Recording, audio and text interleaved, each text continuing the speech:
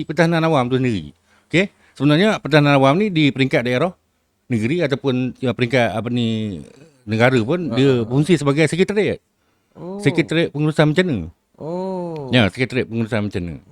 Okey, tangkap ular. Orang lemah. Lagi apa? Tangkap musang. Bakar sarang serangga. Itu hanya sekadar perkhidmatan kemanusiaan yang ditawarkan. Ya. So, orang awam yang tengok podcast ni kena faham betul-betul. Kena faham betul-betul. Bukan semata-mata tak, tengok baju biru je ni tangkap ular. Tengok baju biru tangkap ular. Tak, salah. So, fungsi pertahanan awam tu sebenarnya lebih besar. Okay, daripada segi bencana. Bencana alam, bencana peperangan. Okay? So, termasuk yang salah satu peristiwa yang berlaku besar pada negara itu di Sabah lah.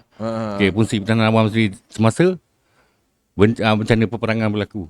Seperti di Lahad Datu lah. Peranan kita yang sebenarnya kan. Ada APM terlibat? Ada, kita ada akta ada untuk ni ada. Kan? Kita lah buat pindah keluarkan mangsa apa semua kan. Tak semestinya kita tengok tangkap ular tak. Kita berfungsi sebagai sekretariat di bencana di daerah lah. Itu banjir pada Cok, salah satu kelebihan negara kita ni dikurniakan oleh Allah tenang, harmoni. Jadi kita tak dapat menyaksikan sebenar apa tugasnya. Dan biasa kes ular memang orang itu punca orang kata nangkap ular je lah kan.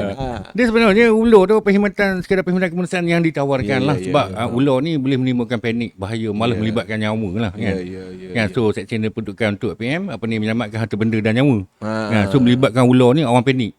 Orang takut tangkap, dah kena patuk kan, boleh melibatkan nyawa. Betul. So kita tawarkan perkhidmatan tu untuk menangkap dan sebagainya lah, memindahkan lah ular tu apa semuanya. Masuk sarang serangga.